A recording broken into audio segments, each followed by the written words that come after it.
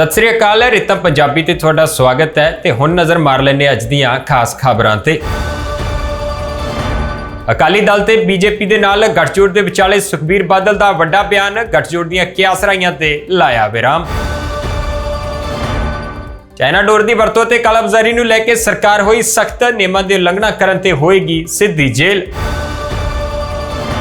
कौमी इंसाफ मोर्चे लैके हाईकोर्ट का वड्डा फैसला, आम लोगों को 21 दिन होर झलनियां पैणगियां मुश्किलां।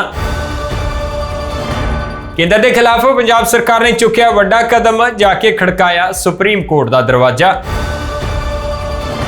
ते हुण खबरां विस्तार दे नाल।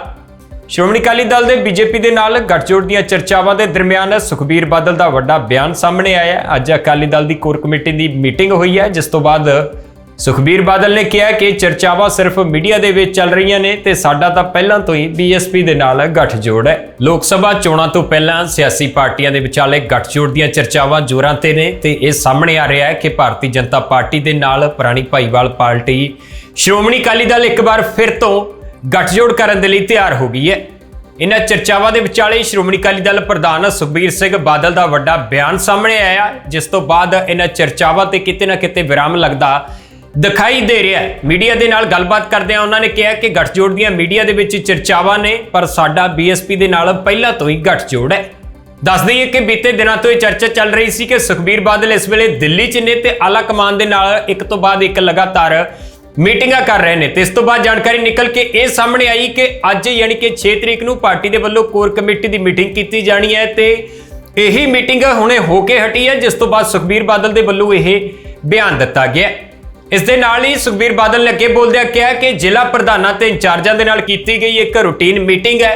पानी सने कई अहम मुद्दों के उत्ते मीटिंग हुई है, विचार चर्चावां हुई ने। दस दईए कि लगातार ये चर्चावां चल रही सी कि अकाली दल दा भाजपा दे नाल मुड़ तो गठजोड़ होण जा रहा है। तुहानूं दस दईए कि किसानी अंदोलन के दौरान श्रोमणी अकाली दल के वल्लों भाजपा के नाल अपने गठजोड़ नूं तोड़ दिता गया सी ते खुद नूं भाजपा तो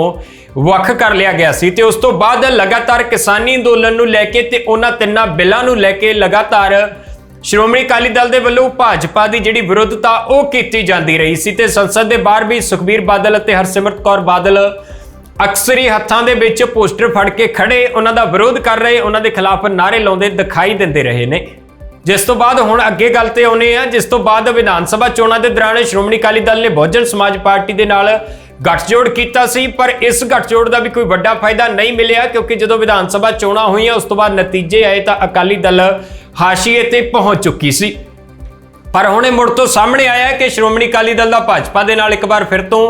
गठजोड़ होण जा रहा है। पर सुखबीर बादल ने सारियां चर्चावां दे उत्ते यह बयान दे के फिलहाल दे लई विराम लगा दिता है। मंत्री मीत हेर ने स्पष्ट कर दिता है कि जेकर कोई हुण चाइना डोर की वरतों करता या वेचदा फड़िया गया तो उसके खिलाफ मिसाली कार्रवाई की जानी है। दरअसल कानून दे विच सोध करके इसनूं लागू कर दिता गया ते जेकर कोई हुण इसकी उलंघना करेगा तो उसनूं 1 लाख रुपए का जुर्माना ते 5 साल की जेल यात्रा करनी पै सकती है। चाइना डोर ने कई घरां नूं उजाड़ के रख दिता है, पर फिर भी लोग इसकी वरतों करन तो बाज नहीं आउंदे, जिस करके पंजाब सरकार दे वल्लों इसकी पाबंदी दे जारी हुक्मां नूं होर सख्ती दे नाल लागू करन दे लई नवीं हिदायतां जारी कीतियां गईयां ने। पतंग उडाउण दे लई सिर्फ सूती धागे की वरतों की जा सकेगी ते चाइना डोर की वरतों करन वालियां दे खिलाफ सरकार ने सख्ती दे नाल नजिठण दा मन बना लिया। वातावरण मंत्री गुरमीत सिंह मीत हेर ने दस्सिया कि सरकार दे वल्लों फिरोजपुर विखे चाइना डोर दे नाल वापरी घटना का गंभीर नोटिस लिया गया है ते इस संबंधी साइंस टैक्नोलॉजी ते वातावरण विभाग दे वल्लों अज बकायदा एक नोटिफिकेशन जारी कर दिता गया। सूबा सरकार चाइना डोर दे नाल वापरदियां घटनावां नूं लैके बहुत गंभीर है ते इसकी पूर्ण पाबंदी दे हुक्म सख्ती दे नाल लागू करन दे निर्देश दिते गए हैं। नवीं अधिसूचना नूं लागू करन दे लई ते दोषी दे खिलाफ कार्रवाई करन दे लई स्पष्ट अधिकार दे दिते गए ने। चाइना डोर की पूर्ण पाबंदी के संबंधी इन्वायरमेंट प्रोटैक्शन एक्ट 1986 की धारा 5 के अधीन हिदायतां जारी कीतियां जा रही ने, जिन्हां दी उलंघना करन दे लई 5 साल तक की सज़ा ते 1 लाख रुपए तक का जुर्माना या फिर यह दोवे हो सकते हैं। वातावरण मंत्री ने दस्सिया है कि चाइना डोर की पाबंदी संबंधी सूबा सरकार के वल्लों बीती 23 फरवरी 2018 नूं जारी नोटिफिकेशन दे विच बड़ियां कमियां पाईयां गईयां सी ते हुण नवें जारी हुक्मां दे विच इन्हां कमियां नूं दूर कीता गया ते नवें हुक्मां दे तहत ਚਾਈਨਾ ਡੋਰ, ਕੱਚ ਜਾਂ ਫਿਰ ਹੋਰ ਧਾਤੂ ਦੇ ਪਾਊਡਰ ਦੇ ਨਾਲ ਬਣੀ ਡੋਰ ਦੇ ਉੱਪਰ ਪੂਰਨ ਪਾਬੰਦੀ ਲਾਉਂਦੇ ਹੋਏ ਸਿਰਫ ਸੂਤੀ ਧਾਗੇ ਦੇ ਨਾਲ ਪਤੰਗ ਉਡਾਉਣ ਦੀ ਪ੍ਰਵਾਨਗੀ ਦਿੱਤੀ ਗਈ ਹੈ।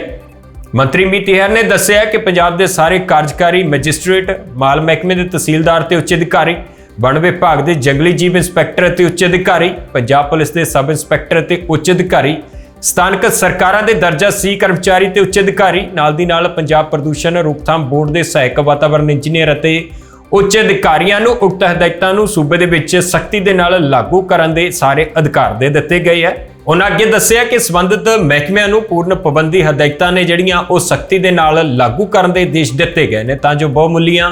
ਮਨੁੱਖੀ ਜਾਨਾਂ ਨੂੰ ਬਚਾਉਣ ਦੇ ਨਾਲ ਪਸ਼ੂ ਪੰਛੀਆਂ ਦੀ ਜਿਹੜੀ ਰੱਖਿਆ ਹੈ ਉਹਨੂੰ ਵੀ ਯਕੀਨੀ ਬਣਾਇਆ ਜਾ ਸਕੇ। ਵਾਤਾਵਰਣ ਮੰਤਰੀ ਨੇ ਆਮ ਲੋਕਾਂ ਨੂੰ ਵੀ ਅਪੀਲ ਕੀਤੀ ਹੈ ਕਿ ਪਤੰਗ ਉਡਾਉਣ ਦੇ ਲਈ ਚਾਈਨਾ ਡੋਰ ਦਾ ਇਸਤੇਮਾਲ ਨਾ ਕੀਤਾ ਜਾਵੇ ਤੇ ਨਾਲ ਹੀ ਦੁਕਾਨਦਾਰ ਅਤੇ ਆਨਲਾਈਨ ਸਟੋਰਾਂ ਨੂੰ ਵੀ ਕਿਹਾ ਗਿਆ ਕਿ ਇਸ ਨੂੰ ਵੇਚਣ ਤੋਂ ਗੁਰੇਜ਼ ਕੀਤਾ ਜਾਵੇ। ਸੋ ਹੁਣ ਜੇਕਰ ਕੋਈ ਇਸ ਡੋਰ ਦੇ ਨਾਲ ਫੜਿਆ ਜਾਂਦਾ ਹੈ ਤਾਂ ਫਿਰ ਮੁਸ਼ਕਲਾਂ ਇਸ ਹੱਦ ਤੱਕ ਵੱਧ ਸਕਦੀਆਂ ਨੇ ਕਿ ਬਾਅਦ ਦੇ ਵਿੱਚ ਬਸ ਅਗਲਾ ਅਫਸੋਸ ਹੀ ਕਰ ਸਕਦਾ ਹੈ, ਕਿਉਂਕਿ 5 ਸਾਲ ਤੱਕ ਦੀ ਸਜ਼ਾ ਕੱਟਣੀ ਪੈ ਸਕਦੀ ਹੈ ਤੇ ਲੱਖ ਰੁਪਏ ਦਾ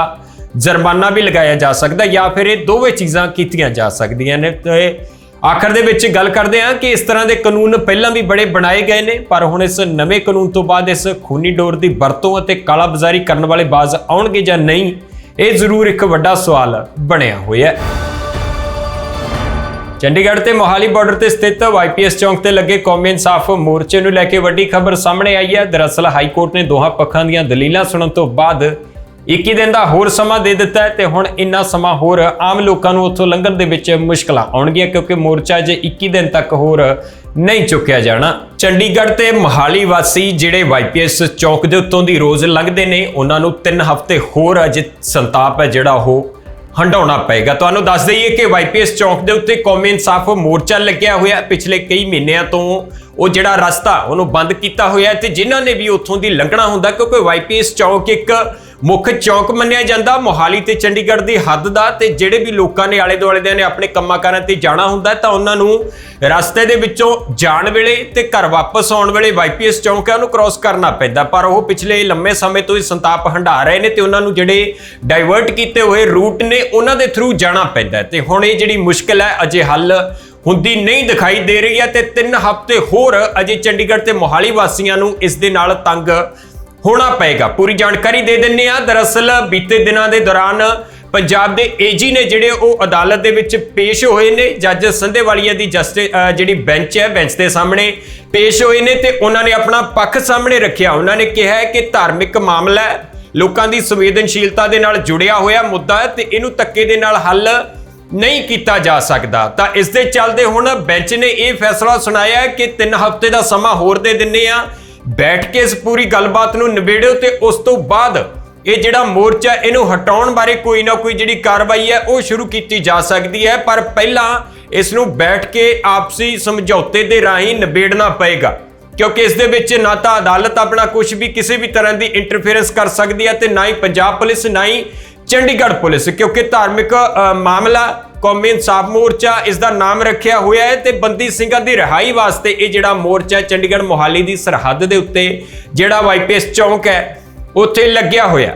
ਥੋੜਾ ਪਿੱਛੇ ਚੱਲਦੇ ਹਾਂ, ਜਾਣਕਾਰੀ ਦੇ ਦਿੰਦੇ ਹਾਂ ਕਿ ਇਸ ਤੋਂ ਪਹਿਲਾਂ ਪੰਜਾਬ ਦੇ DGP ਖੁਦ ਉੱਥੇ ਪੇਸ਼ ਹੋਏ ਸੀ। ਉਹਨਾਂ ਨੂੰ ਤਲਬ ਕੀਤਾ ਗਿਆ ਸੀ ਅਦਾਲਤ ਦੇ ਵੱਲੋਂ ਤੇ DGP ਦੇ ਵੱਲੋਂ ਵੀ ਆਪਣਾ ਜਿਹੜਾ ਪੱਖ ਹੈ ਉਹ ਸਾਹਮਣੇ ਰੱਖਿਆ ਗਿਆ ਸੀ। ਸਵਾਲ ਉੱਠ ਰਹੇ ਸੀ ਕਿ ਆਖਿਰਕਾਰ ਪੰਜਾਬ ਸਰਕਾਰ ਇਸ ਦੇ ਵਿੱਚ ਕੀ ਕਰ ਰਹੀ ਹੈ, ਤਾਂ ਫਿਰ DGP ਦੇ ਵੱਲੋਂ ਜਿਹੜੀ ਪੰਜਾਬ ਸਰਕਾਰ ਦੀ ਕਾਰਵਾਈ ਸੀ ਉਹ ਸਾਰੀ ਦੀ ਸਾਰੀ ਉੱਥੇ ਸਮਝਾਈ ਗਈ। ਤਾਂ ਉਸ ਤੋਂ ਬਾਅਦ ਕੁਝ ਸਮਾਂ ਦੇ ਦਿੱਤਾ ਗਿਆ ਸੀ। ਉਸ ਵੇਲੇ ਵੀ ਅਸੀਂ ਇਹ ਖਬਰ ਨਸ਼ਰ ਕੀਤੀ ਸੀ ਕਿ ਸਮਾਂ ਲੱਗੇਗਾ ਜ਼ਰੂਰ, ਪਰ YPS ਚੌਂਕ ਹੈ ਜਿਹੜਾ ਉਹਨੂੰ ਖਾਲੀ ਕਰਵਾ ਦਿੱਤਾ ਜਾਏਗਾ ਕਿਉਂਕਿ ਆਪਸੀ ਸਹਿਮਤੀ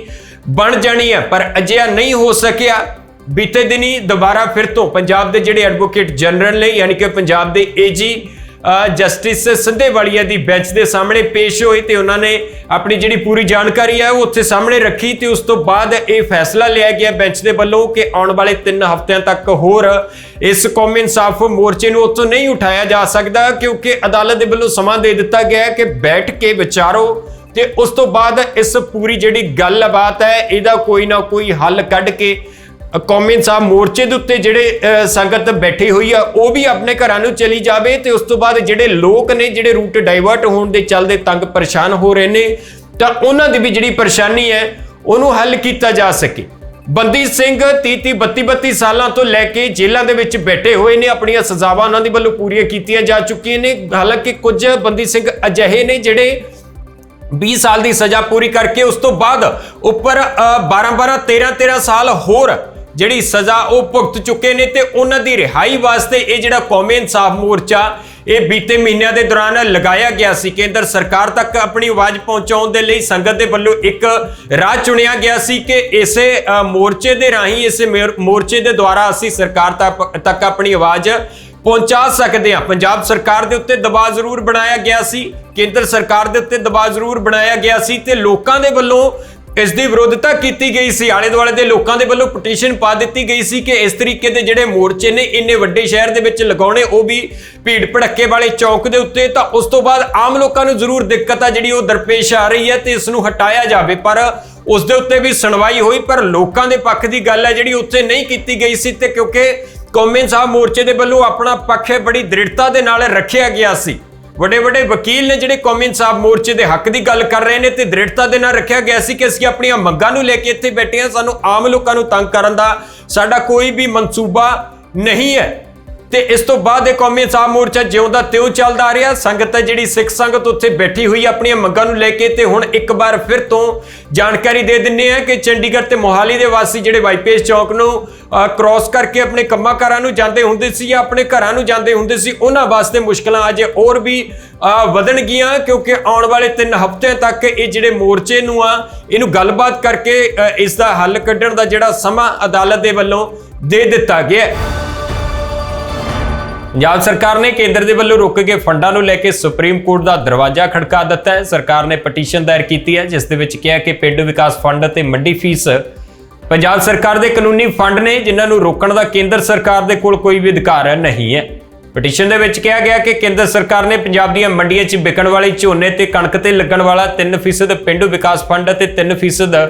ਮੰਡੀ ਫੀਸ ਅਜੇ ਤੱਕ ਅਦਾ ਨਹੀਂ ਕੀਤੀ ਹੈ ਤੇ ਇਸ ਦੇ ਵਿੱਚ ਸਾਲ 2021-2022 ਦੀ ਸਾਉਣੀ ਦੇ ਸੀਜ਼ਨ ਦੇ 1110 ਕਰੋੜ ਰੁਪਏ ਤੇ ਹਾੜੀ ਦੇ ਸੀਜ਼ਨ ਦੇ 650 ਕਰੋੜ ਰੁਪਏ, ਸਾਲ 2022 ਅਤੇ 2023 ਦੇ ਸਾਉਣੀ ਸੀਜ਼ਨ ਦੇ 1112 ਕਰੋੜ ਤੇ ਹਾੜੀ ਸੀਜ਼ਨ ਦੇ 765 ਕਰੋੜ, ਮਤਲਬ ਕਿ ਕੁੱਲ 3637 ਕਰੋੜ ਰੁਪਏ ਬਕਾਇਆ ਪਏ ਨੇ। ਇਸ ਤੋਂ ਇਲਾਵਾ ਸਾਲ 2022-2023 ਦੇ ਦਰਮਿਆਨ ਫਸਲਾਂ ਦੀ ਖਰੀਦ ਤੇ ਮੰਡੀ ਫੀਸ 3% ਦੀ ਬਜਾਏ 2% ਕਰ ਦਿੱਤੀ ਗਈ ਸੀ ਤੇ 3% ਦੇ ਹਿਸਾਬ ਦੇ ਨਾਲ ਬਣਦੀ ਰਕਮ 1514 ਕਰੋੜ ਦੀ ਥਾਂ ਤੇ ਸਿਰਫ 943 ਕਰੋੜ ਰੁਪਏ ਬਣਾ ਕੇ ਦਿੱਤੇ ਗਏ ਨੇ। ਜ਼ਿਕਰਯੋਗ ਹੈ ਕਿ ਕੇਂਦਰ ਸਰਕਾਰ ਦੇ ਵੱਲੋਂ ਰੋਕੇ ਗਏ ਫੰਡਾਂ ਦੇ ਖਿਲਾਫ ਬੀਤੇ ਦਿਨੀ ਵਿਧਾਨ ਸਭਾ ਦੇ ਵਿੱਚ ਇੱਕ ਪ੍ਰਸਤਾਵ ਵੀ ਪਾਸ ਕੀਤਾ ਗਿਆ ਸੀ ਜਿਸ 'ਚ ਮੁੱਖ ਮੰਤਰੀ ਭਗਵੰਤ ਮਾਨ ਨੇ ਕੇਂਦਰ ਸਰਕਾਰ ਨੂੰ ਸਿੱਧੀ ਚੇਤਾਵਨੀ ਦਿੱਤੀ ਸੀ ਕਿ ਜੇਕਰ ਇਹ ਸਰਕਾਰ ਨੇ ਪੈਸਾ ਨਹੀਂ ਦਿੱਤਾ ਤਾਂ ਸਰਕਾਰ ਜਾ ਕੇ ਸੁਪਰੀਮ ਕੋਰਟ ਦਾ ਦਰਵਾਜ਼ਾ ਖੜਕਾਏਗੀ। ਜਿਸ ਤੋਂ ਬਾਅਦ ਪੰਜਾਬ ਸਰਕਾਰ ਦੇ ਵੱਲੋਂ ਕੇਂਦਰ ਦੇ ਖਿਲਾਫ ਹੁਣ ਆਖਿਰਕਾਰ ਸੁਪਰੀਮ ਕੋਰਟ ਦੇ ਵਿੱਚ ਪਟੀਸ਼ਨ ਦਾਇਰ ਕਰ ਦਿੱਤੀ ਗਈ ਹੈ। ਇਸ ਹਨ ਅੱਜ ਦੀਆਂ ਖਾਸ ਖਬਰਾਂ। ਹੋਰ ਖਬਰਾਂ ਵੇਖਣ ਦੇ ਲਈ ਜੁੜੇ ਰਹੋ ਰਿਤਮ ਪੰਜਾਬੀ ਦੇ ਨਾਲ। ਧੰਨਵਾਦ।